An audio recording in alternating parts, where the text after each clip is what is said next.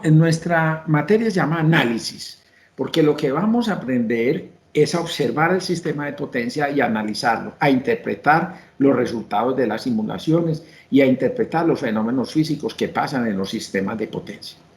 Hoy voy a comenzar con un marco teórico, voy a hablar también del tema de regulación, aunque al final de este curso voy a retomar ese tema, voy a empezar hablando de la regulación ahora. Entonces, ¿qué es lo que vamos a ver de contenido de este curso? Obviamente esto tiene subtemas por dentro muy grandes, pero yo quiero verlos en los grandes temas que vamos a mirar. Vamos a empezar mirando un marco teórico. Yo aquí voy a hablar de historia, voy a contar cuentos, voy a hablar de la regulación en Colombia, voy a hablar de las actividades del sector eléctrico, voy a hablar de la ley, voy a hablar de muchas cosas que son interesantes, así yo me voy a tomar probablemente esta clase y la otra para despachar estos dos temas que son importantes. Ese será el marco teórico regulatorio. Después vamos a hablar un poco acerca de diagramas eléctricos, que son los diagramas trifilares, unifilares, un poco la simbología, muy general, porque nosotros lo que necesitamos de diagramas para hacer los estudios del sistema de potencia son bastante sencillos y no hay muchos símbolos raros que tengamos que mirar.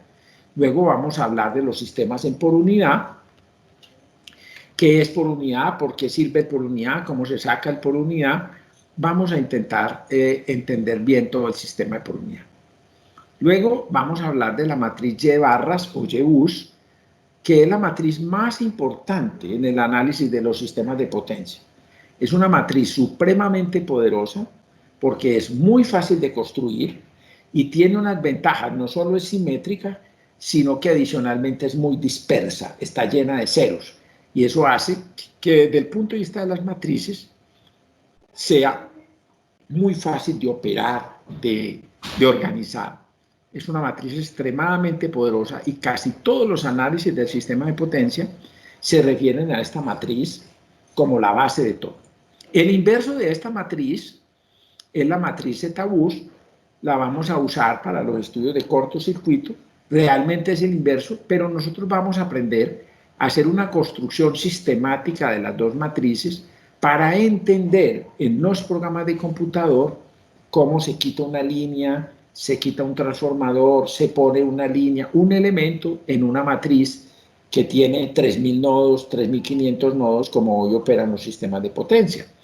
Entonces yo tengo que hacer una variación en la topología, retirar una línea, poner otra línea, retirar un transformador que falló, poner un transformador, no tenga que volver a construir toda la matriz, sino hacer una pequeña variación y con base en eso simplemente arreglar el asunto. Después vamos a analizar los fenómenos de flujo de carga. Básicamente, ¿qué interesa en el flujo de carga? Me interesa saber las tensiones de todos los nodos y su ángulo en relación con una barra de referencia que tiene un ángulo que le vamos a asignar un valor arbitrario, generalmente 0 grados, y vamos a mirar el resto de los nodos del sistema, qué ángulo tienen respecto a esto. Acuérdense que aquí vamos a empezar a hablar de fasores.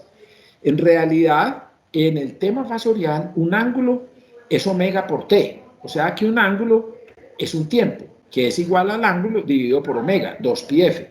O sea que hay una relación entre el tiempo y el ángulo.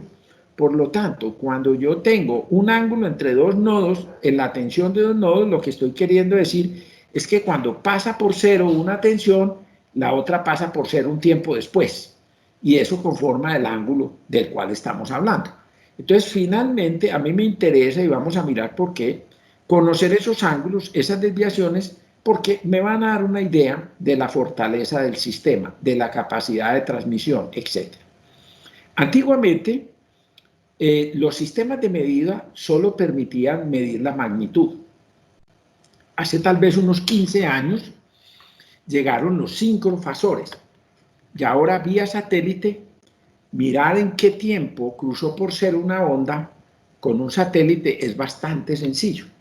Entonces, con la misma forma que trabajan los GPS, los sincrofasores te pueden determinar con una altísima precisión la diferencia de ángulo entre dos nodos, porque él en el satélite va a recibir las ondas del paso por cero de cada uno de los voltajes y va a mirar qué tiempo hubo entre uno y el otro y de ahí concluye el ángulo. Entonces hoy, hace relativamente poco tiempo, ya tenemos cómo medir el ángulo también de los distintos nodos del sistema. Y eso es lo que quiere el flujo. El flujo quiere saber el ángulo y quiere saber la magnitud. Ustedes podrían preguntarme, ¿y para qué si usted tiene medidores? ¿Para qué lo quiere saber? En general, yo no estoy tan interesado en conocer el ángulo y la magnitud ahora, que los tengo ahí en el centro de despacho, sino saber cómo va a ser el ángulo y la magnitud dentro de 10 años entre dos nodos para saber si esos nodos van a soportar, se van a sobrecargar, el voltaje se va a caer, va a haber que reforzar con una línea, etc. O sea, los flujos normalmente tienen una previsión hacia el futuro, una predicción hacia adelante, no pretenden establecer la realidad de hoy. Naturalmente que también los señores que operan el sistema pues quieren saber las magnitudes y los ángulos en todos los nodos. Y como hoy no tenemos sincrofasores en todos los nodos, sino en 10 o 20 de los 3000, entonces hoy en día corremos los flujos de carga para averiguar la magnitud y el ángulo en cualquier momento. Y eso es lo que hace el sistema de potencia y esos son los flujos de carga. ¿Cómo son los ángulos y las magnitudes? ¿Y por qué a mí me interesa solo el ángulo y la magnitud? Porque si yo sé los ángulos y las magnitudes, puedo deducir de una forma muy sencilla las corrientes y las potencias por las líneas y por los transformadores. Basta que reste las tensiones y que divida por la impedancia entre los dos nodos y ya tengo corriente, la conjugo, multiplico por el voltaje, encuentro la potencia que se emite, la potencia que llega al otro nodo, resto las dos y encuentro las pérdidas. O sea, si yo tengo la magnitud y el ángulo, ya resolví el problema, ya lo resolví. Por eso, a lo que nos vamos a enfrentar en el flujo de carga es averiguar la magnitud de los voltajes y el ángulo de los voltajes de todos los nodos. Eso es lo que nosotros queremos. El resto ya es bastante sencillo hacerlo. Muy bien. Luego vamos a estudiar las fallas. Vamos a dedicar unas horitas a analizar cómo es que falla un sistema eléctrico y por qué falla un sistema eléctrico. Y una vez tengamos en cuenta las fallas que ocurren en el sistema eléctrico, vamos a entrar a estudiar las fallas trifásicas, las componentes simétricas, que son una herramienta para analizar las fallas desbalanceadas, las fallas desbalanceadas, y después nos vamos a meter en otros temas como son la estabilidad transitoria, y al final, cuando vamos a hablar del despacho, cómo se despacha la energía en un país como Colombia, nos vamos a tener que meter en dos temas importantes, y es qué son los mercados de energía, cómo es ese cuento de la bolsa, cómo opera eso, qué es todo eso, qué hace el CNE, qué hace XM, qué hace el MEM dentro de ese XM, y la comercialización de energía, que este es un tema que se ha abierto enormemente en este mundo, porque la idea es que esto se va a abrir para que muchas personas, empresas, puedan comercializar. Incluso hoy se está hablando de comercializar energía, digamos, comercializar energía entre propios, entre pares, que una fábrica le venda a otra, que un usuario le venda a otra energía y cosas de ese estilo que quizá alcancemos a mirar. Como ustedes pueden ver, este curso es bastante amplio, es bastante, digamos, pretencioso en lo que quiere, pero van a mirar que en realidad lo que estamos haciendo es bastante sencillo y no tiene grandes complejidades. Aquí no vamos a estudiar nuevos principios de electricidad, ni vamos a salir de las ecuaciones que ya hemos visto en circuitos. Esto es una aplicación de las teorías de circuito e incluso bastante simplificada. Es más complicado lo que ustedes vieron en el circuito que lo que vamos a ver aquí. Y en particular, a mí no me interesa complicarlo más. Es parte de mi reto, no complicar más esto. ¿Qué bibliografía hay? La que ustedes les dé la gana, la que quieran. Esto está lleno de libros de esto. Todos dicen lo mismo. Todos los libros dicen, no he visto uno que yo diga, bruto, este sí que dice cosas que el otro no dice. Todos de alguna manera se copian el uno al otro. Por lo tanto, escojan el libro que les dé la gana para estudiar. Todos son buenos. no he visto malos, todos es lo mismo. Aquí les puse solo por ilustración algunos libros que hay, pero le digo que no es sino que usted ponga análisis de sistemas de potencia en Google y eso le salen 200 libros. Escoja el que le dé la gana, el que sea gratuito, el que usted quiera, porque los temas son los mismos y todos lo trabajamos de lo mismo. Por eso yo hacía énfasis en que la diferencia en un curso que yo dicto es que yo le agrego historias, anécdotas, juicios, todo para que ustedes se animen, para que ustedes entiendan dónde están. ¿Cómo vamos a evaluar este curso? Vamos a hacer 4 pruebas escritas. Como estamos en pleno coronavirus, estas pruebas son diferentes para cada persona. Las hago simultáneas y eso ustedes me lo tienen que ayudar a resolver. Las pruebas son simultáneas. No es que a unos a una hora, a otros a otra. No. Como aquí, con estos medios de comunicación, la evaluación individual, que es la única forma real con la cual hoy en día, incluso con una forma anquilosada, porque estoy de acuerdo que esto está mandado a recoger, pero es la única forma en que uno sabe si una persona realmente entendió cuando está hablando de conceptos. Y aquí estamos hablando de conceptos. Entonces yo me tomo el trabajo de hacer 40 exámenes diferentes y calificar 40 exámenes diferentes para garantizar que no se estén ayudando y haciendo uno el examen por los demás. Por esta razón, la mala noticia es que los exámenes son individuales. Y hay otra mala, y es que normalmente en estos cursos yo doy todo el tiempo que quiera. Aquí, como no puedo vigilar que ustedes todos me estén usando el tiempo en resolver el examen, infortunadamente yo tengo que poner un límite de tiempo para estos exámenes, de tal manera que elimine la probabilidad de que haya personas que terminen el examen y vayan a ayudarles a otros, porque este no es el objetivo de esta evaluación. Esta es una evaluación muy seria en una materia que quien no la domine puede cometer errores profesionales muy costosos. Por lo tanto, yo sí tengo que garantizar que estoy evaluando a cada uno de ustedes por separado. Entonces, son 4 pruebas con un tiempo. Yo normalmente calculo el tiempo 5-1. Debe ser lo que a mí me tome 1 minuto, a ustedes les debe tomar 5 minutos. Así calculo el tiempo que les doy, para darles suficiente gabela a que ustedes piensen, analicen, porque uno aprende mucho en los exámenes. No es solo muestra lo que sabe, sino que cuando lo ponen a aplicar lo que sabe, uno se enfrenta a muchas preguntas propias de reflexión interna que hacen que esos conceptos definitivamente queden en uno.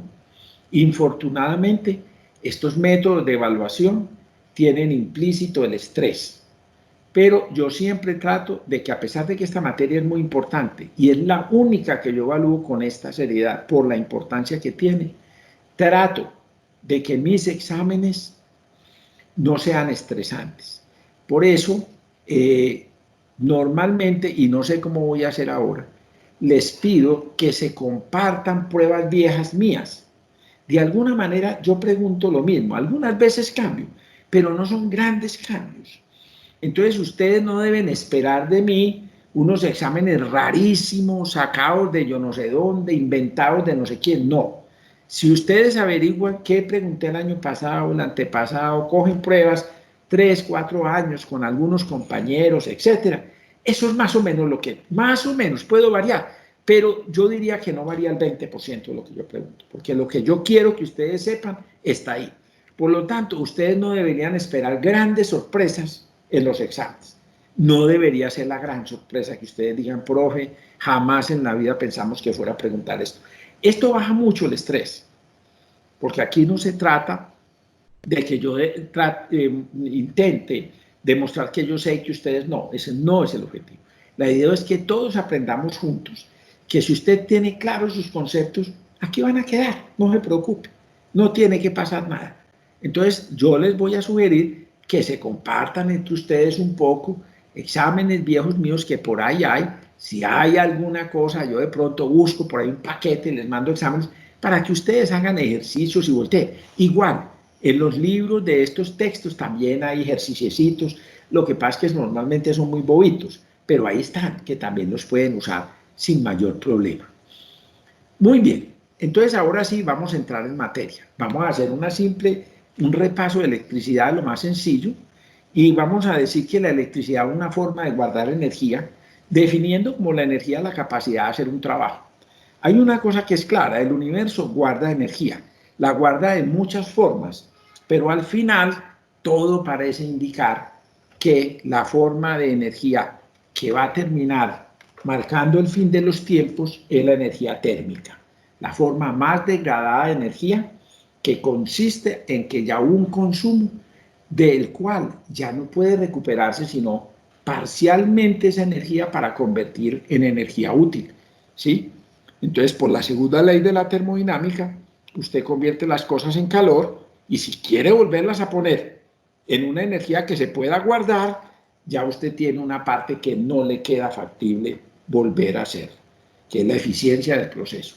Así que, pasando los años, 10 a las 120 años, pues se espera que el universo, si es que no vuelve y se junta con las fuerzas gravitatorias de la energía oscura y la masa oscura y todo eso que se dice, si esto se sigue expandiendo como aparentemente está pasando, a las 10 a las 120 años, esto tendrá una temperatura promedio del universo de 0.1 grados centígrados por encima del cero absoluto. Prácticamente será la quietud total. Sería la muerte térmica del universo. ¿Qué estoy diciendo? Que la energía finalmente así se vaya a convertir en calor al final de los tiempos, dice la ley de la entropía. La energía de todas maneras sí se puede guardar. Y está guardada desde el inicio de los tiempos en muchas formas y está guardada por nosotros también. ¿En qué se guarda? En una fuerza o campo, que después Einstein dijo que eso no era una fuerza ni era un campo, sino que era una simple deformación del espacio-tiempo, en algo que se revela como una fuerza y que se llama el campo gravitacional, que ya le encontraron los ruidos que genera por allá con una super contraagujero negro que se metió en otro y dejó por ahí alguna cosa que captaron aquí hace poco, y que obedece a una propiedad que se llama la masa. La masa se define a sí misma como esa propiedad, justamente de atraer otra masa. Muy bien. Entonces sabemos que ahí se guarda energía. Enseguida la miramos. Está la interacción fuerte, que son ¿qué? Las fuerzas nucleares atómicas que mantienen unidas las cargas del átomo, que si no existiesen esas fuerzas, los átomos no podrían tener un núcleo cargado de protones. La fuerza de rechazo entre esos protones haría que el núcleo no fuera estable. No obstante, algo que todavía no se sabe muy bien qué es, hace que en los núcleos atómicos esté metido estén unidos a través de esa fuerza que cuando se libera, pues produce las descargas nucleares, que explica además por qué funcionan las estrellas y toda esa carreta. Luego está la interacción débil, que es la radioactividad que sale de justamente estos núcleos atómicos. Estos núcleos atómicos se van degradando. Entonces, los núcleos que pesan más que el hierro, como el plutonio, los elementos radioactivos, el plomo, con el paso de los millones de años van botando radiación alfa, que son núcleos de átomos de helio, radiación beta, que son electrones, y radiación gamma, que es una radiación, es la que produce el cáncer.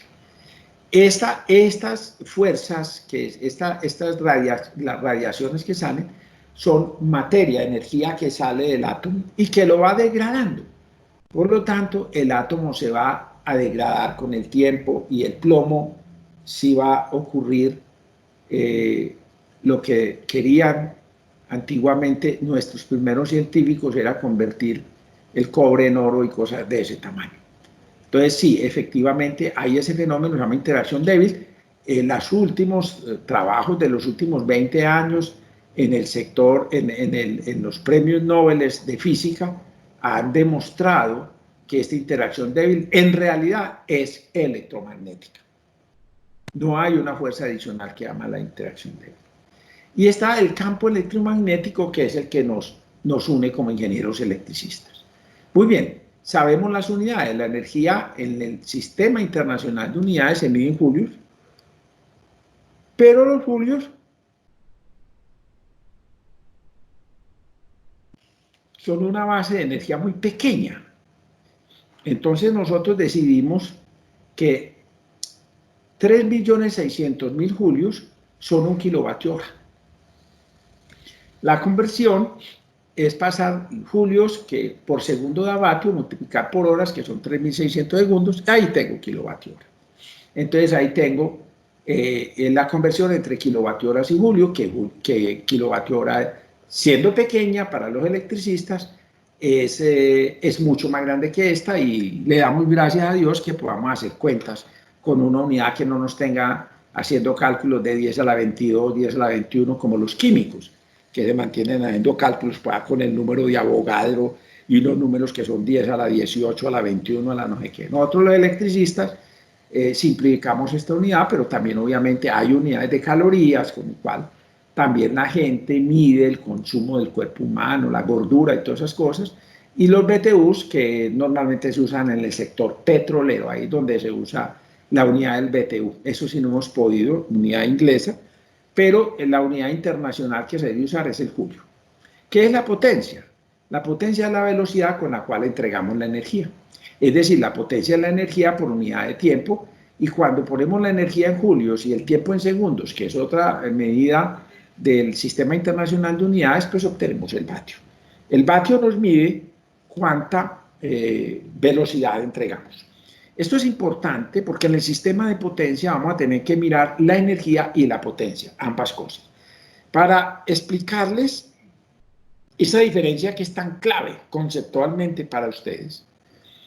Debo decirles que en Colombia estuvimos a puertas de un racionamiento por allá en los años 80, porque un ministro de Hacienda, que huelga decirlo, era ingeniero electricista, hizo una pregunta muy tonta. Dijo: ¿cuál es la potencia instalada en el país? Y le dijeron: es casi 8.000 megavatios.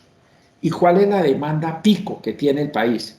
Y le dijeron: ministro, 4.500. ¿Cómo así? Nosotros tenemos más del 50% de potencia instalada mayor que la que necesitamos. El pico de las 7 de la noche, que es el máximo del país, es 4.500, y la capacidad instalada es casi 8.000. No, venga, nosotros estamos sobreinstalados. Y dijo: no invierto más en el sector eléctrico. Obviamente había muchas necesidades de préstamos para poder desarrollar el país, y entonces dijo: no, qué pena, pero no más. Y casi entramos en racionamiento, porque él en ese momento confundió potencia con energía. Potencia son kilovatios, energía es kilovatio hora, porque es la potencia por el tiempo. ¿Y eso qué significa? Que él no miró cuánta energía tenía el sistema, miró fue cuánta potencia estaba instalada. O sea, él no preguntó en qué niveles estaban los embalses en Colombia, de cuánto gas disponíamos en Colombia, de cuántas plantas de carbón estaba disponiendo el país. Esa es la energía. Él preguntó fue la capacidad de entregar la energía. Pero imaginen ustedes que uno no tenga energía. Puede tener un generador de 100 megavatios, pues lo tiene parado porque no hay agua. O sea, hay que mirar ambas cosas. Hay que mirar la potencia y hay que mirar la energía, como vamos a mirar. Entonces, el equivalente sería un almacén que usted dijera: yo quiero saber si este almacén es rico. O una empresa que tiene una gran central hidroeléctrica con un gran embalse, y yo diría: yo quiero saber si esta empresa es rica. Entonces, para saber si el almacén es rico, yo le digo: por favor, ábrame la bodega, yo veo cuántas cajas de producto tiene. Los tipos abren la bodega, yo veo una gran cantidad de cajas y yo digo: probablemente en este almacén aquí hay una riqueza. Cuando me voy al sistema eléctrico, yo pregunto: ¿cuánta agua hay en el embalse? Y van y me muestran un embalse lleno de agua hasta arriba, con una gran cantidad de metros cúbicos que van a ser turbinados por una turbina que tiene una gran caída. Y yo digo: wow, esta empresa tiene mucha plata, es muy rica, porque toda esta agua se va a convertir en plata cuando yo la pase por una turbina, le retiren la energía mecánica que tiene y la venda. O sea, son ricos. Ese es el almacén. O sea, ¿cuánta energía tengo? Los patios de combustibles, ¿cómo están de lleno? Yo veo qué plata hay aquí metida, porque eso es lo que se va a convertir en plata. Cuando yo solamente pregunto en el almacén cuántos despachadores están en el mostrador y me pueden mostrar 30 despachadores en el mostrador, pero no tengo cajas en la bodega, yo digo, usted está mirando donde no es. Es muy importante que el almacén tenga un número de despachadores equivalente a la demanda del producto que va a llegar al almacén. Pero si no tiene cajas, si no tiene productos, esos despachadores no van a servir para nada. Eso fue lo que le pasó a nuestro ministro cuando miró la capacidad instalada, pero no miró la energía que había en el sistema. Y nos vimos a calzas prietas para superar en su momento ese racionamiento, por confundir dos conceptos elementales de la ingeniería eléctrica: potencia y energía. Muy bien, cuando yo quiero guardar energía cinética en una masa, yo le imprimo una velocidad. Por ejemplo, esa pinturita elemental que tengo aquí, donde sé que la energía es un medio de la masa por la velocidad que lleve. De la misma manera, si yo elevo una masa del suelo, tengo una energía potencial, que es la masa por la gravedad por la altura. Entonces tengo, digamos, en el planeta Tierra, donde la gravedad pues es constante, una cosa así. No puedo dejar de mencionar que la masa misma tiene una energía que Einstein descubrió que también dependía no de un medio de la masa. Esa es una pregunta que siempre me he hecho. Einstein nos robó un medio que faltaba aquí, pero no tiene mayor importancia. Él lo demostró y yo le creo. El medio se lo tragó Dios en alguna parte. Pero la fórmula dice que también hay una energía en la masa que se puede convertir en calor, que son los procesos nucleares de los que ya hemos venido hablando. Ahora, cuando esa analogía yo la paso a la corriente, ¿yo qué voy a encontrar? Que la corriente, que es un análogo del caudal, metros cúbicos por segundo, son los amperios, que son las cargas por segundo, pero aquí una cosa muy importante. Esta corriente tiene almacenada una energía que no pinté aquí, pero para la próxima la pintaré. Aquí hay un campo magnético que le da la vuelta a este conductor. Este campo magnético es donde está almacenada la energía. ¿Cómo está almacenada la energía? Está almacenada en forma cinética. O sea, ¿cómo se almacena la energía en este campo? En un medio de L, que es la inductancia por la corriente al cuadrado. Las bobinas, las inductancias, guardan energía. ¿Dónde? En el campo magnético que la rodea, no en el conductor, en el campo magnético que la rodea.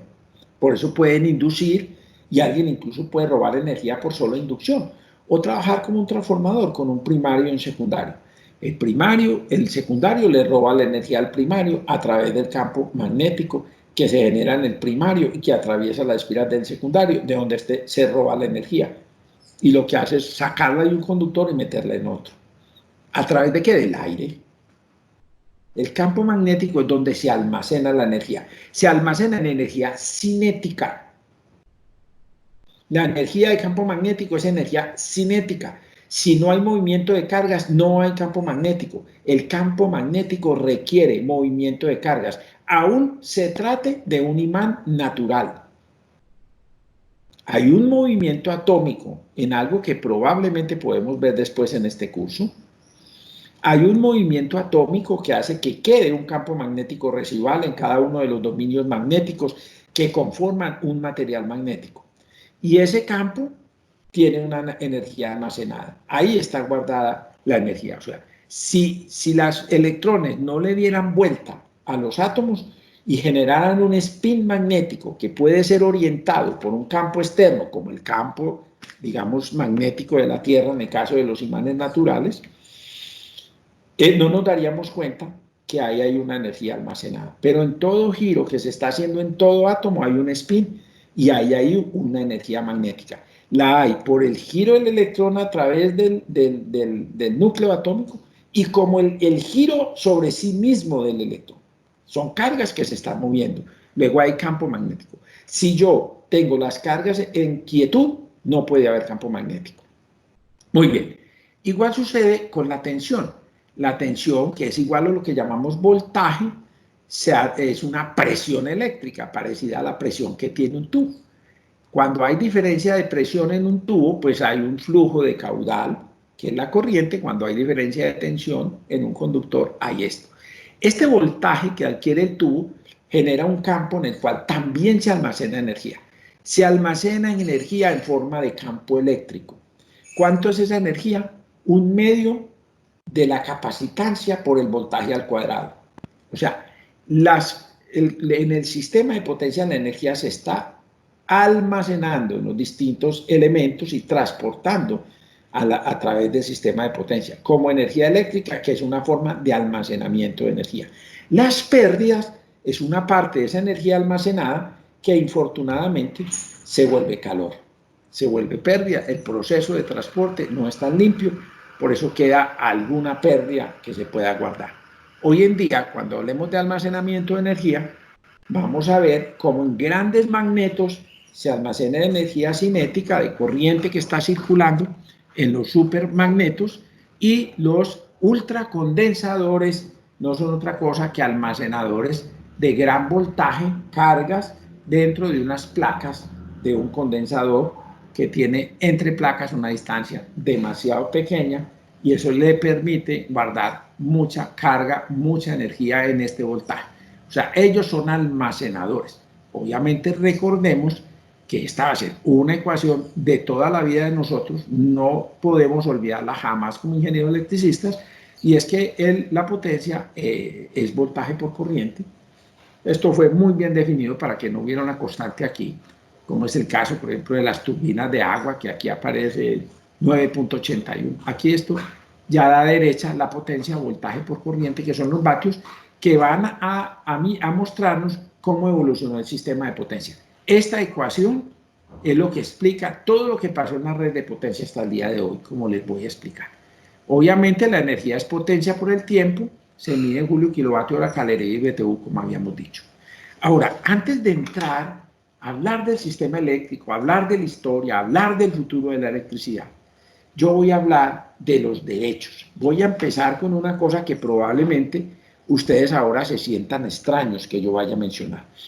Pero es que si no enmarcamos la electricidad dentro del derecho que tienen los ciudadanos de tenerla, nunca entenderemos la verdadera misión del ingeniero electricista. Así como es muy claro para todos nosotros que los médicos tienen una misión de salvar la vida humana y hacer lo que sea por la vida humana, los ingenieros electricistas, en ese mismo juramento hipocrático, lo que estamos es diciendo nosotros, nuestra gran misión es dotar de una necesidad básica, que es la energía eléctrica, a todos los ciudadanos de un país, a las fábricas, a nuestras casas, porque hoy el mundo depende de la electricidad. Antes, cuando esto empezó, era un lujo. Hoy es una necesidad que está en todas las constituciones modernas del mundo. Se determinan unos derechos del ser humano a tener una vida respetable, una vida digna. Y para eso el ser humano tiene que resolver sus necesidades básicas. Tiene que alimentarse, tiene que tener acceso a la salud, tiene que tener donde vivir, tiene que poderse educar, tiene que tener agua potable y tiene que tener electricidad. Estos son derechos ya que están en todas partes, no son el lujo, no se dio un lujo de tener electricidad, no. Esa familia no tiene electricidad, le está faltando un derecho que tiene. Y tenemos todos, como colombianos, como manda la Constitución, hacer lo que esté de nuestro lado para que todos tengamos derecho a este servicio esencial. También debo aclarar que hay servicios domiciliarios y servicios no domiciliarios. Los servicios domiciliarios son los que se prestan en el domicilio, se entregan en el domicilio. Por ejemplo, el gas, por ejemplo, la electricidad, por ejemplo, aunque hubo mucha discusión, el gas en cilindros. Cuando hubo una discusión de que la CREC no podía regular los gases en cilindros, porque los señores que vendían los gases en cilindros no querían ser regulados, sucedió que la CREC, que el Consejo de Estado falló y dijo: no, señores, el gas entra a la casa, es un servicio domiciliario. Pero, por ejemplo, la Corte Constitucional dijo, ojo que el alumbrado público no es un servicio domiciliario, porque no entra a la casa, se queda en la calle y es alumbrado, pero no alcanza a entrar a la casa. Por lo tanto, no cae en la clase de servicios que podríamos llamar domiciliarios. Y por eso tuvo que ser el ministerio el que, a través de una resolución ministerial, le dio a la CREG la potestad de regular el alumbrado público, porque no es domiciliario. Muy bien, también para entender en qué país estamos, tenemos que entender una cosa que se llama la pirámide normativa, la jerarquía normativa. Yo quiero que ustedes la entiendan. Nuestro país, y una gran cantidad de países, está dominado por esta jerarquía de normas. Por encima de todas las normas del país están los tratados internacionales. Un país que ya firmó un tratado internacional no puede ir en contra de ese tratado ni en su constitución, ni en sus leyes, ni en nada. Ya se volvió una norma superior a todo, incluso superior a la misma constitución política. Y cuando un país firma los tratados, tiene que saber, por eso la mayoría de los tratados tienen que pasar por el Congreso, porque no es tan sencillo. Vamos a admitir que hay una norma por encima de nosotros. Cuando Colombia firmó que iba a respetar el derecho internacional humanitario, ya se puso por encima. Y por esa razón, joden al gobierno. Cada que unos militares matan unos campesinos y falsos positivos, le caen al gobierno con todo. ¿Por qué? Porque Colombia dijo que iba a respetar esos principios del derecho humanitario y lo firmó. Lo siento, pero ya usted está en el campo en los tratados internacionales. Por mucho que digan aquí que van a voltear, que van a decir, no, señor, esto está por encima de todos ustedes y me hace el favor y responde por esto. Por esa razón, queda siempre una duda entre todo el mundo, es por qué al gobierno le exigen cumplir los derechos humanitarios internacionales, pero a los guerrilleros no. Y es porque los guerrilleros no firmaron esto. Entonces, como no firmaron este tratado, a ellos no se les puede exigir, con mucho y que digan que está mal hecho y que todo, y digan, pero finalmente ellos no se habían comprometido a cumplir los derechos, por ejemplo, humanitarios. Entonces es exigible a los estados que firman esos tratados. Y también el estado se puede salir. Y Colombia se ha salido de tratados internacionales porque dicen, no me conviene ese tratado de respetar la jurisdicción internacional de la Corte de la Haya. ¿Qué dijo Colombia? Miércoles nos va a tocar manos que los nicaragüenses son los dueños pues allá de todo el mar, hasta casi que hasta San Andrés. No, venga, yo me retiro de ahí. Entonces Colombia se salió de la Corte Interna. Claro, quedamos como un zapato, un país paria, pero ya no tenemos que cumplir eso y por eso, a pesar de que esa Corte dijo, pues Colombia dice, no, pase por aquí, yo le echo un balazo. Y entonces, finalmente tuvo que tumbar una cosa muy importante, que era un tratado internacional, y obviamente le restó credibilidad política al país. Después está la Constitución política. La Constitución política es la carta de navegación, donde justamente se está diciendo eso que decía ahora. Estos servicios son servicios esenciales y el Estado los tiene que bregar a cumplir. Entonces, como es una carta de navegación, no está diciendo, no, de malas los que están en zonas no interconectadas, porque llevarles energía es muy costoso y yo no voy a llevarlas. No, señor. La Constitución dice, todos los colombianos tenemos derecho a la luz. No dijo que los que estaban muy lejos, no. Dijo los que es muy caro llevarles, no. No, dijo a todos. Y todo lo que el Estado hace hoy es tratar de llevar allá, que todos tengamos luz. Y por eso tenemos que subsidiar nosotros, desde las tarifas nuestras, las zonas no interconectadas. Pero eso está bien. Ellos también son colombianos. Y si no es económico llevarlos, ¿cómo les vamos a resolver la necesidad básica? Entonces, hay que hacerlo. Eso lo manda la Constitución.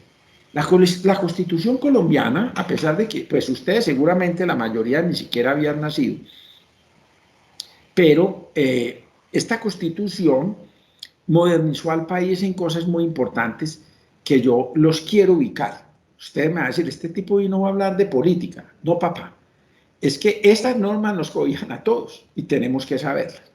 Entonces a mí me interesa que ustedes entiendan qué fue lo que pasó en la Constitución colombiana, que no había antes, qué fue lo que se cambió, qué fue la joda, pues, ¿cierto?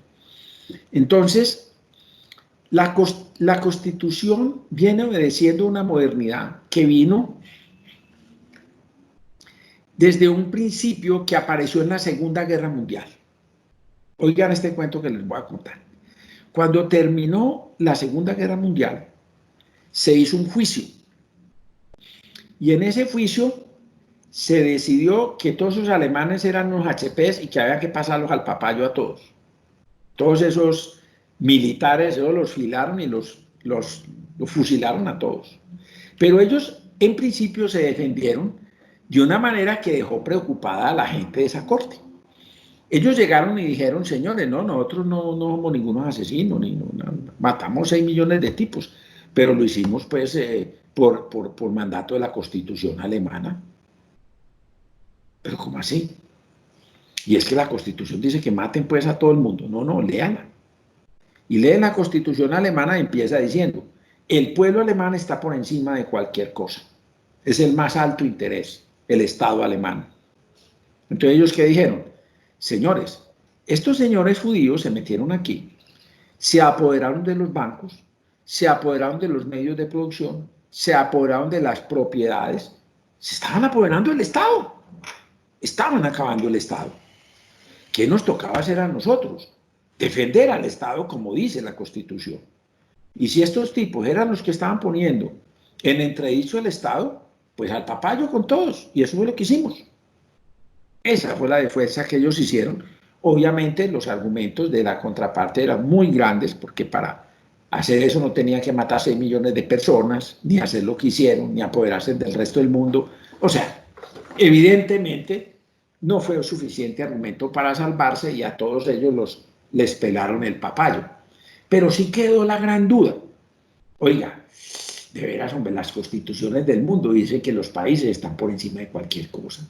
Todos queremos defender nuestro país y entonces, muy altruistamente, lo primero que decimos es Colombia está por encima de todo. Venga, los teóricos del derecho empezaron a pensar, ¿qué pasa si en lugar de defender al país, nosotros defendemos a las personas, defendemos a los individuos? Si yo le defiendo los derechos a los individuos, no termino defendiendo los derechos del país. Si todos tenemos derecho a que se nos respete, no respetamos al país. Dieron vueltas y revueltas y concluyeron que efectivamente había que tutelar los derechos individuales de las personas y el mundo se volteó y cambió de paradigma. Aparentemente fue un cambio estúpido, como cuando en la geometría alguien se planteó los postulados de Euclides y dijo, oye, aquí el quinto postulado dice que la menor distancia entre dos puntos es una línea recta. Si yo cambio ese postulado y digo que la menor distancia entre dos puntos es una parábola o es una hipérbola, entonces, ¿qué? Se desbarata toda la geometría. Y los tipos dijeron, no, es cambiar una simple hipótesis, un postulado, cambiémoslo. Y de ahí salieron la geometría hiperbólica y la parabólica, que fue la que Einstein usó para explicar todos estos temas de la gravedad con lo que empecé a hablar en este curso. Y realmente tenía más aplicación práctica para estos efectos del cosmos y todo, la geometría parabólica que la geometría normal euclidiana. Entonces, mire, un cambio de una pequeña cosita trajo un cambio enorme en la forma de tratar la geometría. Aquí pasa en el derecho lo mismo. Se dijo, no, venga que hacemos lo mismo. Estamos de acuerdo en que si yo defiendo a las personas, termino defendiendo al país. Listo, cambiamos el paradigma, vamos a defender a las personas. Entonces, se defendió a las personas y entonces se abrió la libertad individual. Entonces, antes al que ponía una areta, eso mejor dicho, lo trataban por todos los lados. Si el muchachito llegaba vestido de niña al colegio, lo mataban a puro onta de bullying y lo jodían. Hoy en día dijeron, no, venga, respete los derechos de la persona. Si el muchachito dice que es una mujer, por favor, respetémoslo. Si este dice lo otro, respetémosla. Y empezaron a aparecer letras por todas partes que son las libertades. Y eso es lo que dijo la Constitución. O sea, en la Constitución anterior no teníamos cómo estar como ahora. O sea, el matrimonio igualitario, que dos hombres puedan casar, que dos mujeres, jamás. En la otra constitución, en la pareja era la pareja y las cosas eran y había unas normas donde la sociedad se imponía sobre el individuo. Hoy se volteó y se dijo, venga, no señor, respetemos los individuos, respetemos las diferencias, no discriminemos las personas. Entonces observen ustedes que cambiar esa pequeña cosa, esa cosa tan chiquita, terminó cambiando la sociedad de una manera absolutamente radical. Radical, totalmente lo que está pasando fue el cambio de ese paradigma que aparentaba ser un cambiecito, como cuando en la geometría dijeron, cambiemos un postuladito, a ver qué pasa. Al cambiar ese postulado, esta sociedad es otra. Y hoy estamos en ese paradigma. Es probable que se les haya ido la mano y que en algún momento haya que poner algunas normas sociales más fuertes y más claras para darle un cierto límite también a esas libertades individuales. Pero hoy lo más importante que pasó en la Constitución Política de Colombia y de muchos países fue proteger los derechos de las personas individuales. Esa es la tutela, programa tutela, porque tutela el derecho individual de una persona.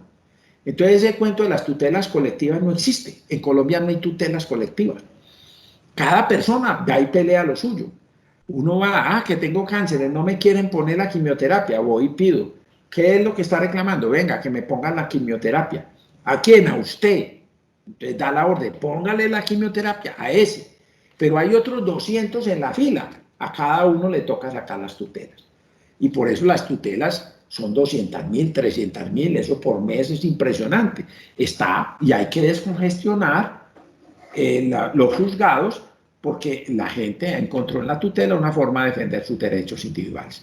Entonces, es una muy buena herramienta que se puede regular un poco más, sobre todo en el tema de que cuando muchas tutelas son sobre lo mismo, debería haber una ley o algo que diga, bueno, ya no más, pues, hagámoslo por todo el mundo y no sigamos uno por uno. Pero hoy, como lo definió la Constitución, es uno por uno el que tutela su derecho. Muy bien. Segundo cambio. Colombia, a pesar de que cambió la Constitución, no cambió la estructura de poderes del Estado, que era el poder ejecutivo, el legislativo y el judicial. Los tres poderes del Estado. Eso siguió incólume. Pero el poder ejecutivo en Colombia es muy grande porque el señor presidente es elegido por el pueblo directamente, no por un congreso, ni por diputados, ni por nadie, es elegido por el pueblo. Cuando un gobernante es elegido por el pueblo en una votación directa, su poder es muy grande. Entonces la Constitución le dio al presidente unos amplísimos poderes. Muy pocas cosas salen del cómpito del presidente de la República. Voy a decirle qué cosas salen del cómpito del presidente de la República para que ustedes me entiendan este discurso. Primero, las que salen más fácil. Se llamó la Comisión Nacional de Televisión. Ellos dijeron, la televisión, eso maneja mucha plata, saquémoslo del Estado, eso se politiza, los tipos manejan las propagandas desde ahí. No, hagamos una comisión independiente. Entonces hicieron una comisión independiente. Pues no pudieron los políticos con esa comisión independiente, pelearon durante muchos años, hasta que hace algunos años la acabaron. Hicieron todas las reformas constitucionales para acabar con esa comisión. ¿Para qué? Para que pudieran hacer comisiones que las manejara el presidente. Porque no íbamos a aguantar que el presidente no manejara eso. Después creó unas corporaciones autónomas regionales, como 4 corporaciones, para manejar los temas ambientales que también se politizaban muy fácilmente. Entonces, ¿qué hizo la Constitución? Los creó. ¿Qué han venido haciendo los últimos años? Todas las fuerzas para dañar eso y volver a entregarle las corporaciones autónomas al presidente. Porque este es un país donde el presidente quiere mandarlo todo. Pero quedó algo muy importante que también me interesa que ustedes aprendan.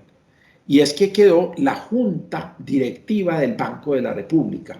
Esa Junta es por constitución independiente del presidente. Esa sí no la puede tumbar ningún presidente que pase por aquí. Ni siquiera hay alguno que se le haya ocurrido siquiera mencionar que la Junta del Banco de la República debía estar en cabeza del presidente, como era antes. ¿Y cuál es el problema? El problema de esa institución que sea independiente del presidente es que la misión que tiene esa institución es controlar la inflación. ¿Qué es la inflación? La inflación es un impuesto que nos cobran a todos.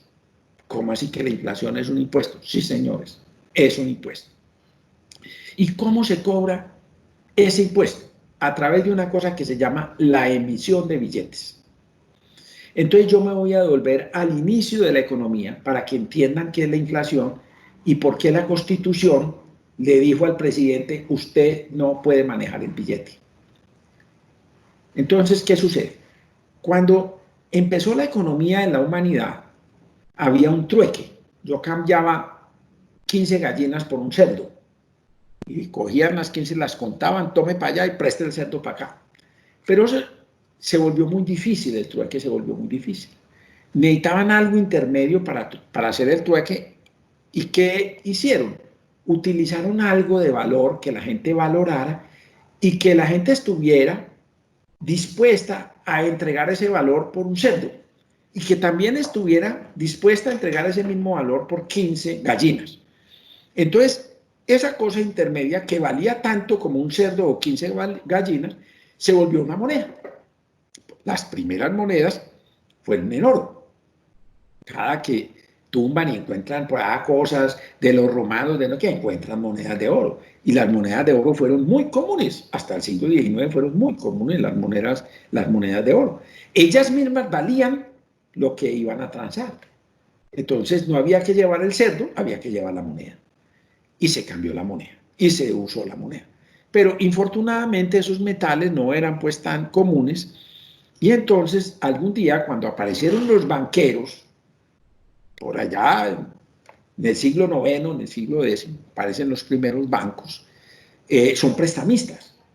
Y entonces estos señores empiezan a tener tal poder y tal confianza que su firma o su sello era suficiente garantía de que iban a responder por el préstamo o por lo que fuera. Entonces ellos empezaron a imprimir papel donde decía, vea, aquí le debo tanta plata, y sí señor, ahí está el sello, está todo, le debo, y venga yo le entrego el oro que le debo por esa plata. Entonces, si ese mecanismo generaba la confianza en quien tenía el papel, para él era equivalente tener el papel o tener el oro. Y entonces el oro se empezó a atesorar y estos señores entregaban en lugar del oro el papel. Y aparecen los bancos, digámoslo así.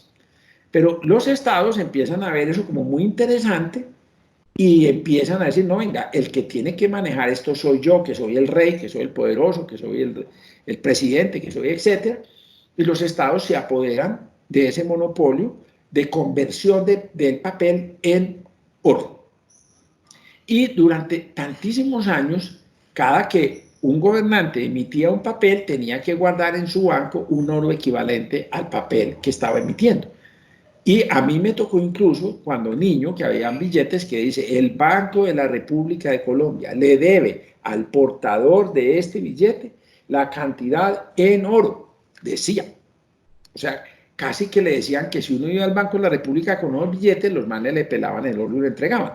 Cosa que finalmente no empezó a pasar. Y entonces todo el mundo se quedó creyendo, allá hay oro, o sea, el Estado es poderoso y va a responder por este papel, y la gente empezó a tragarse el cuento, pero en realidad el papel sí marcaba riqueza, porque cada papel que se emitía había una moneda que se guardaba un pedazo de oro que se guardaba en el banco. Eso duró hasta la Segunda Guerra Mundial, precisamente. En la Segunda Guerra Mundial, derrumbaron Europa, acabaron Europa, entre todos los mismos europeos se dieron parejo, pero no solo los europeos se dieron parejo, sino que los gringos fueron a echar bombas allá y todo el mundo fue y echó bombas allá. Esa es parte de la dinámica, esa es parte de la dinámica de la guerra. Por eso yo les anticipo, de pronto a ustedes, Dios no lo quiera, pero de pronto a ustedes les toque algunas guerras. Porque es que las guerras son la manera de destruir para volver a construir. Entonces, cuando ya los países están totalmente construidos, sus necesidades básicas totalmente resueltas, el resto de la población dice, entonces yo qué voy a trabajar, hermano, yo de qué voy a comer.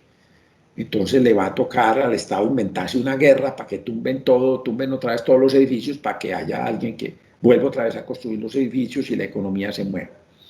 Somos como hormiguitas que estamos tranquilas y calmadas, pero en un momento dado alguien revuelca el hormiguero y usted ve todo el movimiento que se da inmediatamente, alborotado el hormiguero, y vuelve a las 2 o 3 horas y ya han reconstruido todo el hormiguero. Nosotros no somos muy distintos a eso. Por eso las guerras cumplen una cierta función de dinámica económica, pero obviamente no las estoy justificando, simplemente las estoy explicando. Eso es lo que sucede. Entonces, luego de la Segunda Guerra Mundial, eso quedó vuelto nada ya. Y entonces, ¿qué dijo los gringos y el famoso Plan Marshall? Fue, miércoles, eso hay que levantarlo, hermano. ¿Sabe qué, papá? Prendan esa máquina de imprimir billetes allá. Imprimieron 50.000 millones de dólares de la época, que hoy serían un tarrado de plata. Imagínense usted hace 80 años que era. Y con eso levantaron Europa. Y al final, cuando estaban pues levantando Europa, dijeron, ¿y estos gringos de dónde sacaron la plata? ¿Y dónde está el oro? Y los gringos dijeron, no, nosotros no pusimos oro. Nosotros somos suficientemente confiables como ganadores de esta guerra para que la gente confíe en que si yo le digo que le debo $1, le debo $1, hermano, en oro. Y no tengo que tener el oro en el banco. Yo tengo peso en el trasero, carajo. Entonces, ¿qué hicieron los demás? Oiga, pues hagamos lo mismo. Entonces los países empezaron a decir, no, yo soy Francia también, vamos a imprimir, ¿y cuál oro ni qué carajo? Impriman. Y empezaron a imprimir, ¿cómo está? Y yo también soy muy guapo, y el otro yo muy guapo, y todo el mundo empezó a hacer lo mismo. Hasta que alguien dijo, miércoles, pero no he pagado la nómina de los maestros, ni he pagado los 7 puentes que hay allí, ni los 4 edificios de allí. Hermano, ¿sabe qué? Me va a tocar imprimir un poco de plata para pagar eso. Y ahí dispararon el término inflación. Y es cuando en un estado los bienes son unos y la plata con la que se compra varía. Suponiendo que en mi estado hubieran 100 papas y en el estado hubieran 100 billetes, pues cada papa valdría un billete. Pero si yo en lugar de tener 100 billetes tengo 200 billetes, pues cada papa va a valer dos billetes, no uno. ¿Qué pasó? Hubo una inflación. ¿Por qué? Porque hay demasiada plata en el mercado. Entonces la gente dice, oye, pero esa plata no vale tanto porque los bienes son los mismos. Es que la plata es, como dicen los economistas, la moneda es un velo. En economía es un velo. O sea, la moneda ni fu ni fa. Es un mecanismo de transacción. La moneda en sí no es un valor. Simplemente facilita la transacción en los mercados, en el mundo moderno. Entonces, ¿qué hicieron los gobiernos?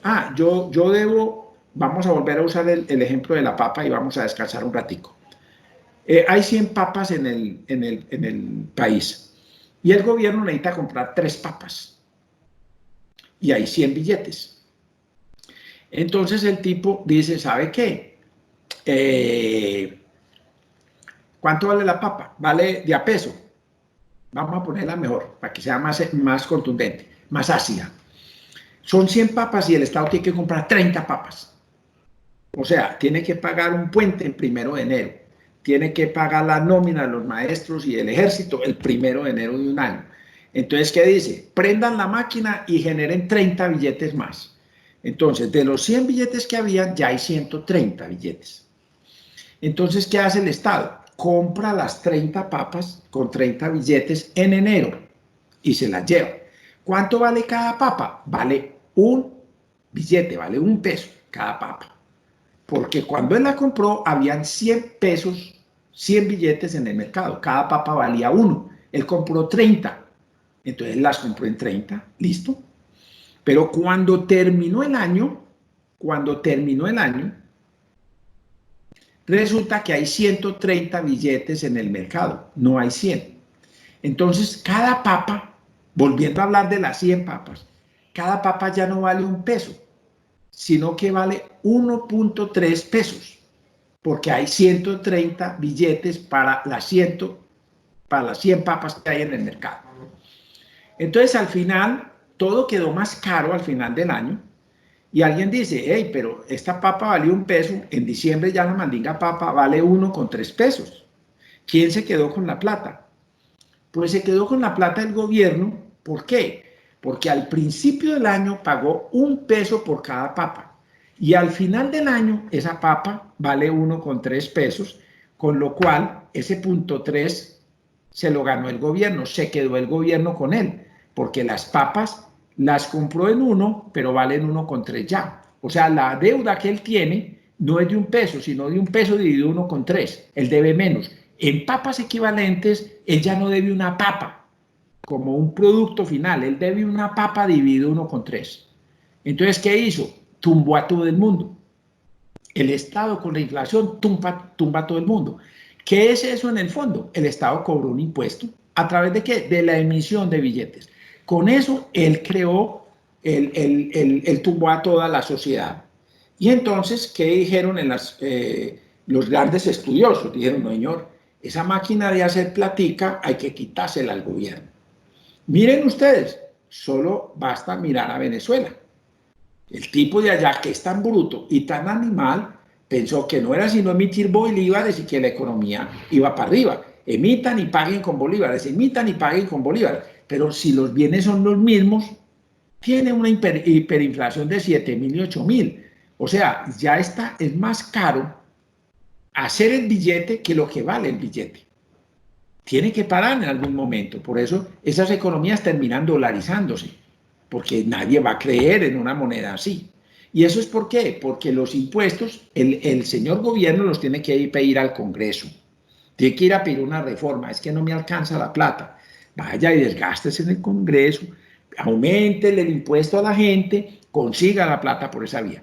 Pero si yo les dejo la máquina de imprimir billetes a usted no va a ir al Congreso, sino que va a agarrar a imprimir billetes. Y lo que va a hacer es tumbar todo el país, como pasó en Venezuela. Entonces, ¿qué dije? Señores, lo primero que tenemos que hacer en las nuevas constituciones es quitarle la plata, la máquina de imprimir plata, al gobierno.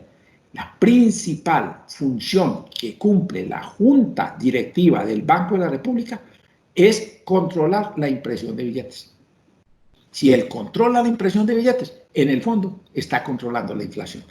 Claro, hay otras formas de liberar billetes que no vamos a mirar aquí porque este no es un curso de economía, pero es para que ustedes conceptualmente me entiendan por qué se creó una institución que no la domina el presidente. Sí, allá está el ministro de Hacienda y él la preside, pero los miembros de Junta, que son 5, no son del gobierno. Entonces no los puede presionar, no los puede amenazar con que los va a echar, no puede, tiene que ir y negociar con esos tipos las necesidades que tengan. Por ejemplo, ahora que estamos en coronavirus, que se necesita que la economía no se vaya a frenar, que no haya una recesión, porque la economía tiene una inercia y si la dejamos frenar, después arrancarla va a ser un lío. Entonces lo importante es que no dejemos que se frene la economía. ¿Y cómo se hace eso? Hay que soltar plata. ¿Cómo? Bajando las tasas de interés para que la gente no tenga miedo para prestar. Los intereses no se los coman, entonces la gente presta, porque no están pagando altas tasas de interés. Entonces primero baje la tasa de interés. Después, libere plata, que se puede hacer a través de muchos mecanismos que está usando el gobierno. Y por último, suelte la máquina de hacer plata, que nos va a costar a todos un impuesto que no pasó por el Congreso. Y ese es mi gran temor, entre otras cosas, que lo que suceda es que el gobierno, en lugar de ir con otra reforma tributaria como la que acabó de llegar, decida no desgastarse en el Congreso, sino liberar plata a través de liberación de encajes bancarios o a través de otros mecanismos, o incluso convenciendo al Banco de la República de que impriman billetes. Y eso quiere decir que vamos a tener inflación que no va a ser tan chiquitica como la que estamos pensando. Se puede crecer. Obvio que eso depende de lo que se decida.